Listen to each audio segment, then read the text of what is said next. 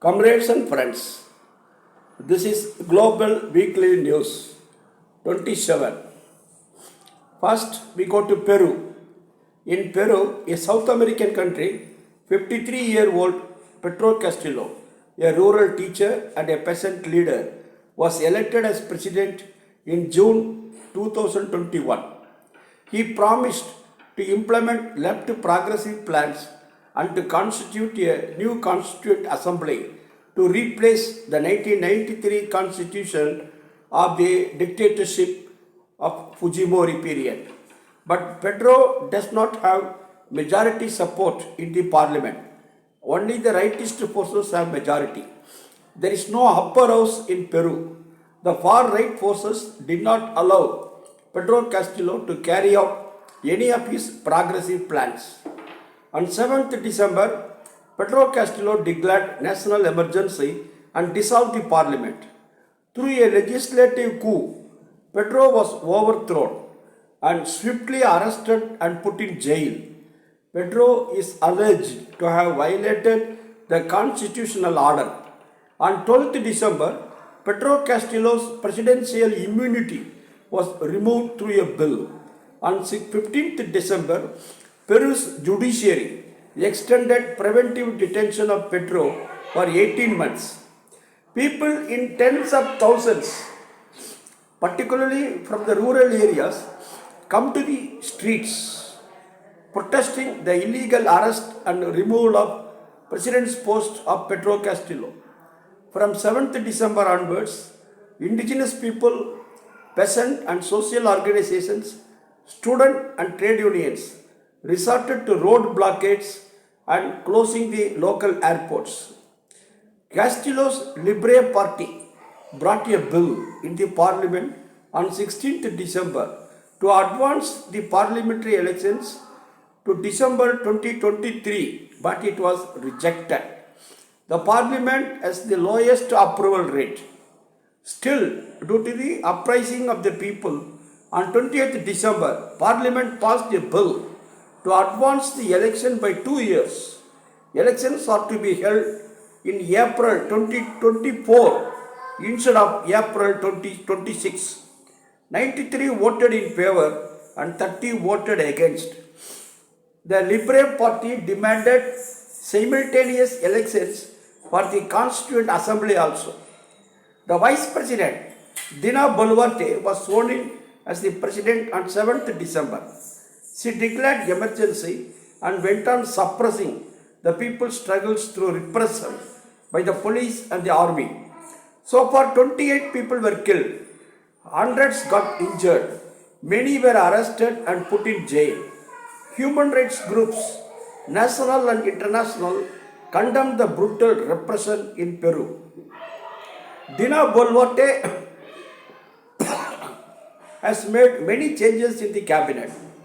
Pedro Castillo's wife and two of his minor children were given asylum in Mexico. Joey Alexandra, a journalist of the People's Dispatch, the international media, was in Peru for a week, gathering news about the people's struggles against the arrest of Pedro Castillo. On 15th December, national strike was held. 10 people died in Ayacucho by the firing by the army. People did not know that there are military camps around the airport. Many were shot dead by the military when they tried to close the airports. Both the government and the capitalist media stigmatize the struggling people as criminals, terrorists, and extremists and so on. US is supporting the government led by Dina Boluarte. Pedro Castillo, through social media, has said that his rights are being violated. On the eve of Christmas, people have cancelled the protest. The media is not saying anything about the repression. It only exaggerates the disruptions to transport, economy, etc. due to the people's protests. People are protesting outside the jail also, where Pedro is imprisoned. Joey Alexandra, the journalist, went to the spot. People inquired whether she is from Channel 4 or Channel 5. People do not trust the capitalist media since the media says that Pedro Castillo is corrupt and a thief and so on. The concessions and the licenses to the multinational corporations to exploit the natural resources of Peru are going to expire soon. Pedro has been saying that licenses will not be renewed, will not be given extension. He also was saying that the natural resources of Peru will be used for the progress of Peru. Under these circumstances only, Pedro Castillo was overthrown. The Constitution of 1993 allows the exploitation by the multinational corporations. Pedro was saying that this constitution will be replaced by a new one. Comrades and friends, the second we go to Ukraine President Zelensky's Washington visit. Russia-Ukraine war began on 24th February 2022. After 300 days, the President of Ukraine, Zelensky, went to Washington on 21st December. Zelensky spoke in the US Congress. He was asking for more weapons from the United States. The anti-war movement in the United States has condemned this. The movement said that there is no victory for any. Only the arms and weapon manufacturers will get profited. Zelensky, Putin and Joe Biden shall try to bring peace. Zelensky presented Ukrainian flags as gift to the US Speaker Nancy Pelosi and Vice President Kamala Harris. Nancy Pelosi gifted US flag to Zelensky. Both the Republican and Democratic parties act in unison in supplying arms and weapons to Ukraine. The Republican Party has less appetite about military aid to Ukraine. The Republican Party will get the majority in the Congress in January 2023 due to the midterm elections held recently. Zelensky's Washington visit at this juncture is to convince the Republican Party MPs for more military aid to Ukraine. Zelensky, in his speech at US Congress in Washington, mentioned that Ukrainians have won the minds of the people in the world over the Russian invasion. He means that Ukrainians have been able to convince people around the world that their view of this war is correct and the Russians' view is false. Just a few sentences later, he said that there is still a battleground to be fought, and that is the global south. This was part of the reason why Joe Biden invited African leaders from 49 African countries for an African American summit in Washington on December 13 to 15. Joe Biden pushed the African leaders to adopt US narrative regarding Ukraine. It wasn't entirely successful. Zelensky spoke in a similar manner at the G20 meet in Bali of Indonesia. Arriving at a peace deal, is not at all in the agenda of United States or Ukraine. Zelensky did not try for even a peaceful Christmas. Winter is nearing. Due to the rise in price of fuel, there will be a crisis because of US sanctions on Russia. Russia stopped exports of fuel to European countries. Therefore, fuel prices are rising in Europe. So there will be a crisis in Europe in the winter. In Great Britain, waves of struggles are rising against rise in prices of essentials. Similarly, people of Greece, Italy are also on struggle path. Dmitry Medvedev of Russia visited China and met Xi Jinping. Putin of Russia went to Belarus to explain the Russian narrative. Comrades and friends, we are going to see about Title 42 of US law. Title 42 is a part of US law that deals with public health, social welfare, and civil rights. It gives the federal government the ability to take emergency action to keep communicable diseases out of the country. Before then, President Donald Trump used it in 2020. It had only been used in 1929 to keep ships from China and the Philippines from entering US ports during a meningitis outbreak. Meningitis outbreak. It's a disease connected with the brain and spinal cord, etc. So Trump invoked the law when COVID pandemic broke out to prevent the spread of COVID in America, but mostly to drum out migrants more quickly and without having to consider them for asylum. The Biden administration has continued to expel migrants from the country under the law. More than 2 million people have been expelled since Trump put it into effect.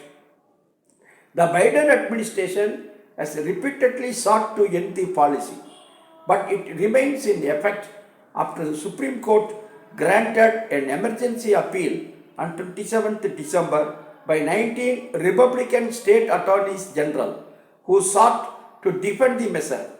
Due to destabilization of Latin American countries by US maneuvers, people of Latin America, especially Venezuela, Ecuador, Colombia, Peru, etc., and Haiti, are seeking asylum in USA. Thousands are stranded in Mexico border. US boasts, US feels very proud about a country of immigrants, but due to world recession, economic crisis, and job loss, there is a continuous surge in migrants and refugees to USA. Republican Party and Democratic Party are using the issue of migrants and refugees to advance their own political interests. Comrades and friends, we are going to see Australian foreign minister's visit to China. Penny Wong, the foreign minister of Australia, visited Beijing and met Wang Yi, the foreign minister of China. This is being reported in Australia as a great achievement because there has been a freeze of ties between Australia and China, largely because of Scott Morrison's rather ridiculous statements about China being responsible for COVID-19 pandemic. In fact, it goes back to 2012 when Australia decided to ban Huawei 5G technology. Australia is a member of 5G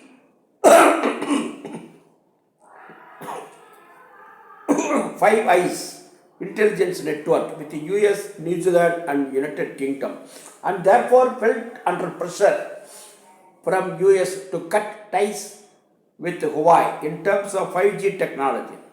That actually began to freeze relations between Australia and its longest trading partner, which is China. There were no agreements. Australian newspaper foreign editor, the name of the newspaper itself is Australia. Australian newspaper foreign editor Greg Spreadon, having very close ties with the intelligence services in Australia, had a line in his article, "Well, this is time to start preparing for war with China." A stunning line. US is going to be positioning B-52 and B-1 bombers in Northern Australia in US base. Indigenous people were vacated from the US base in Australia. Comrades and friends, lastly we are going to see about COVID restrictions relaxation in China. China is ending the zero COVID policy from 8th January onwards. Li Jingjing, a reporter of CGTN, that is Chinese Global Transmission Network of Chinese government, has a very famous YouTube channel, not only famous for its content, but also it was criticized by New York Times. Li Jingjing, in an interview with Vijay Prasad of Globetrotter, has given details about China's COVID policy. It is not a sudden change over the past 2 years. China has been constantly optimizing its COVID provisions and control measures, like it updated 9 different editions of protocols according to different variants, different situations. Now, of course, the latest change got wide attention because internationally China will open its border from 8th January and it will drop out the mandatory mass testing and quarantine, etc., for inbound travelers. That means Chinese tourists can travel freely internationally as they did before, and also anyone from outside of China who wants to visit China for tourism or to study, to work, for businesses, they can also freely travel to come to China. Good news. Many people were looking forward to this change for such a long time.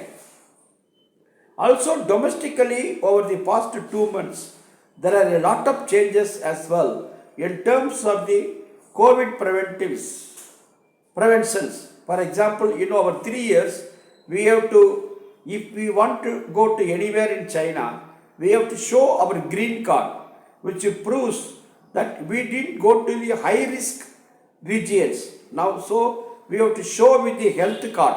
It's a card to prove that we are healthy. We got our vaccination. We got our negative result. But over the past 2 months, all the requirements have been dropped.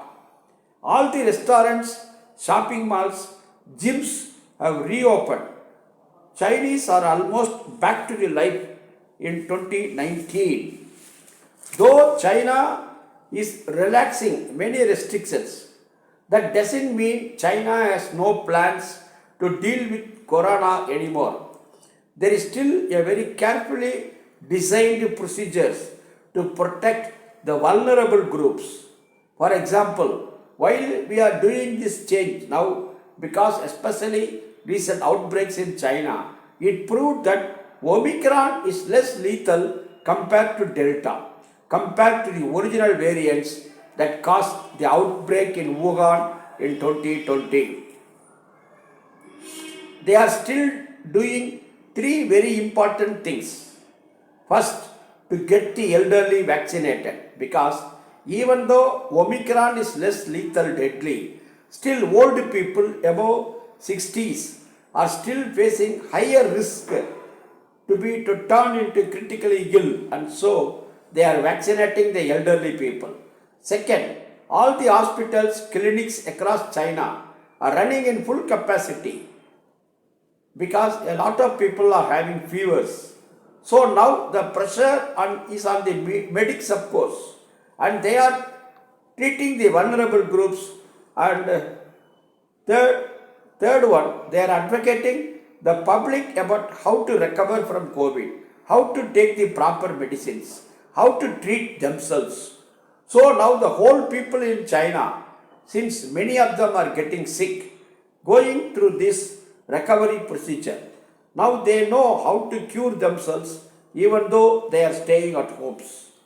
There are mixed feelings towards strict COVID preventions, but most people really supported that prevention because a lot of people outside of China said zero COVID is not achievable.